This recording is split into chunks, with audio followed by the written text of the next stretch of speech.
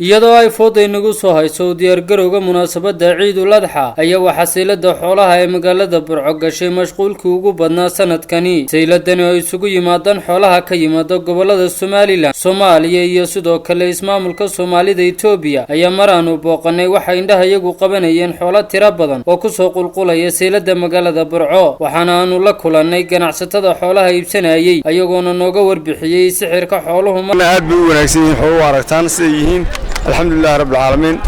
إيبكو سفي عم بوصعدا سوى ناكسن ما هذا وحلو كله يبسنيه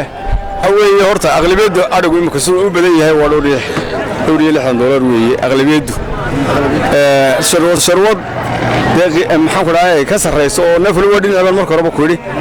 ويوض ديلات صدوات يدور تواتين قاعدين وجهته متكو سيء والله يعونو لحنا كقاعدين وجهته سنة ضم يلبون نقطة مركا وحفرة سنة كان يكون هراء سنة كم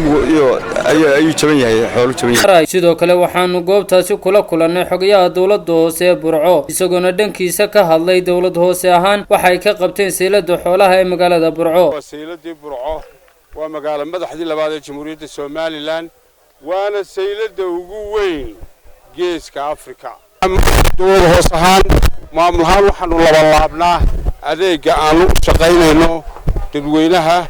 gaar ahaan seylada dadka xoolaha ku kala iibsanaya gaadiidleyda wadooyinka harka xoolaha noloshiisa biyaha sanitation oo ah waxa dhimashada xoolaha baqtiga oo farabadan waxaanu laabno shaqaalaha iyaga nabadgelyada lafteeda oo aanu keenay ciidanka booliska oo heerka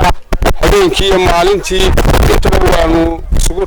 si kastaba ha ahaatee seylada magaalada Burco ah ta ugu weyn seyladaha ku yaala dhulka ay Soomaalidu degto ayaa sanad kasta waxa yimaada xoolo tiro badan iyadoo laga dhoofiyo magaalada Berbera ee xarunta gobolka Saaxil. Maxamed Faarax Bile, telefishinka caalamiga ee Kalsan, magaalada Burco.